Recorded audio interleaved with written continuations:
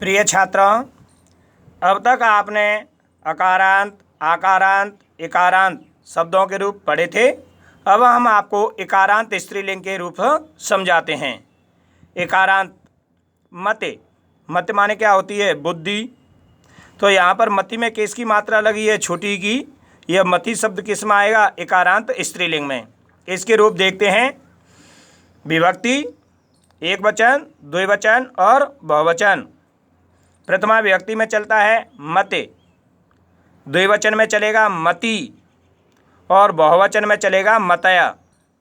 द्वितीय विभक्ति के एक वचन में चलेगा मतिम, द्विवचन में चलेगा मति, जैसा ऊपर है वैसा ही नीचे आएगा मति, और बहुवचन में चलेगा मति, इस पर विसर्ग।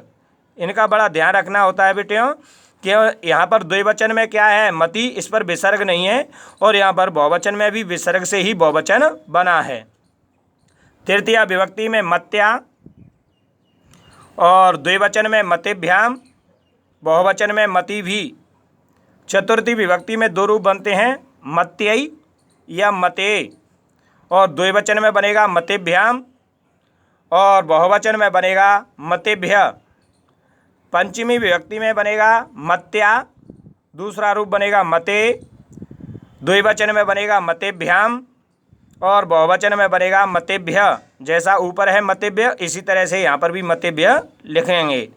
षष्ठी में बनेगा मत्या और दूसरा रूप बनेगा मते, द्विवचन में बनेगा मत्यो और बहुवचन में बनेगा मतीनाम। सप्तमी विभक्ति में बनेगा मत्याम, दूसरा रूप बन जाएगा मतऊ। ये दोनों मत्याम और मतऊ कैसे हैं? एक वचन के हैं, दोनों में से कोई भी रूप बन सकता है। और द्विवचन में बनेगा मत्यो और बहुवचन में बनेगा मतिषु।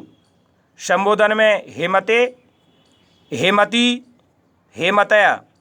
इसी तरह जो मति शब्द के रूप हैं, अन्य शब्दों के रूप इसी तरह से मति की तरह से चलेंगे, जिसमें इसी तरह से जैसे भूमि है, भूमि में भी किसकी मात्रा लगी है? छोटी की, एकारांत स्त्रीलिंग है। प्रकृति है, बुद्धि है, गति है, नीति है, भक्ति है, शक्ति है, संगति है, शांति है, कृति है, कीर्ति है, रुचि है आदि शब्दों के रूप इस मति की तरह से चलेंगे, जिसमें से आपको घर से भूमि शब्द के रूप बनाने होंगे। आगे इसी तरह अब देखते हैं हम इकारांत स्त्रीलिंग।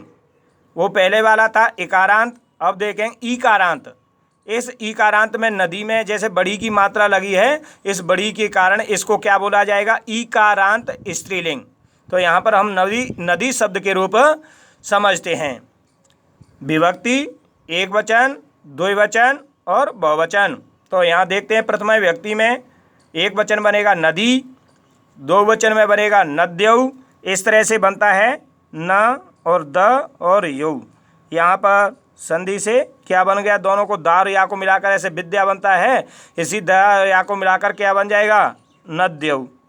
इसी तरह से नद्दह, इसको हम इस तरह से भी लिख सकते हैं नद्द।